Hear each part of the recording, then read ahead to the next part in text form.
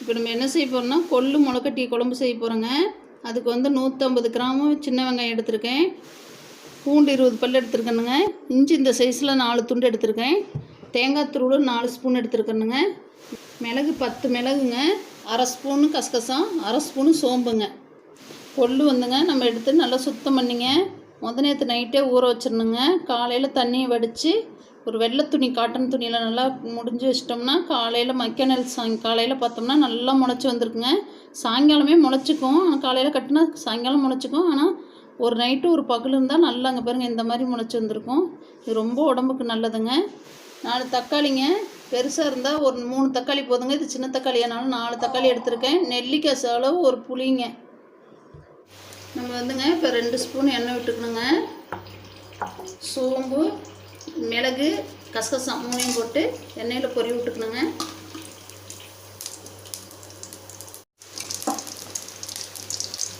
பொரிஞ்சு வந்தோடனே வெங்காயத்தை போட்டுக்கணுங்க.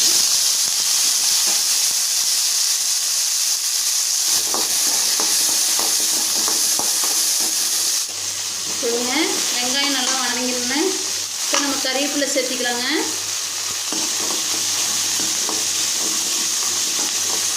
இப்போ பூண்டு இஞ்சி சேர்த்திக்கலாங்க. நல்லா வதங்கி வந்துடுச்சுங்க. இப்போ தக்காளி போட்டுக்கலாங்க.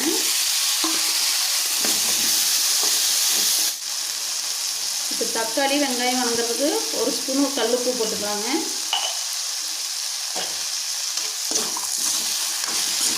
தேங்காய் சேர்த்திக்கலாம்.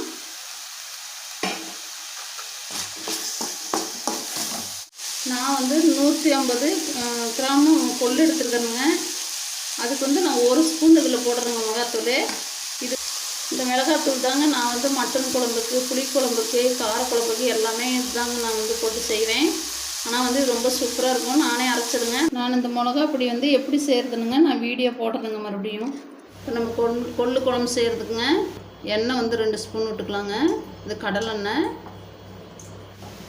கடுகு கொஞ்சங்க, வெந்தயம் கொஞ்சம், கொள்ளு சேர்த்திக்கலாங்க.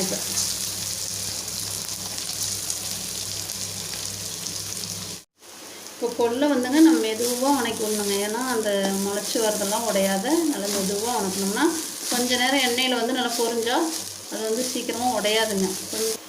கொள்ளு இந்த மாதிரி நல்லா பொரிஞ்சு வந்துருச்சுங்க. இப்போ வந்து நம்ம ஒரு சொம்பு தண்ணி ஊற்றிக்கலாம்.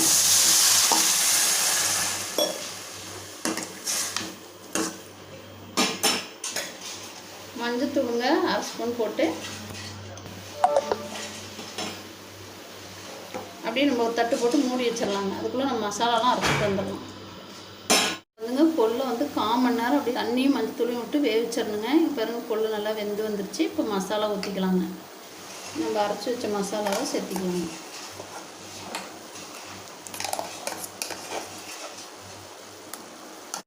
பாருங்கள் நம்ம எல்லாம் அரைச்சி வச்ச மசாலாலாம் கலந்தாச்சுங்க.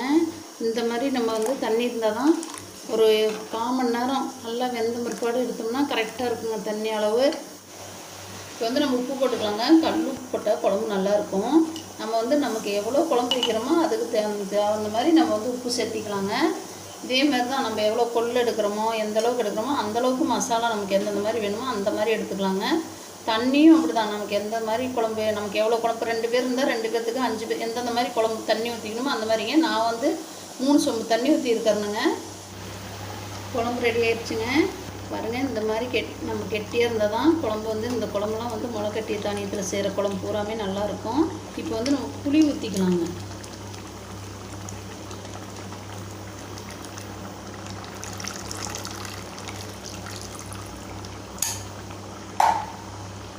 புளி ஊற்றி ஒரு 2 நிமிஷம் 5 நிமிஷம் இருந்தால் போதுங்க. இப்போ 5 நிமிஷம் ஆயிடுச்சுங்க. நம்ம கொத்தமல்லி தழை தூவி இறக்கிடலாங்க. கொள்ளு குழம்பு ரெடி ஆயிடுச்சுங்க. இது வந்து நம்ம முளைக்கட்டி குழம்பு வைக்கிறதுனால ரொம்ப கொள்ளுலாம் நல்லதுங்க. இந்த வெய்ய காலத்துக்குலாம் ரொம்ப நல்லதுங்க உடம்புக்குலாம். நீங்களும் செஞ்சு பாருங்கள். உங்களுக்கும் ரொம்ப பிடிக்கும். சாப்பாட்டுக்கு, சப்பாத்திக்கு, பூரி, இட்லி எல்லாத்துக்குமே இது நல்லா இருக்குங்க. நீங்களும் செஞ்சு பாருங்கள். இந்த வீடியோ உங்களுக்கு பிடிச்சிருந்தா லைக் பண்ணுங்கள், ஷேர் பண்ணுங்கள்.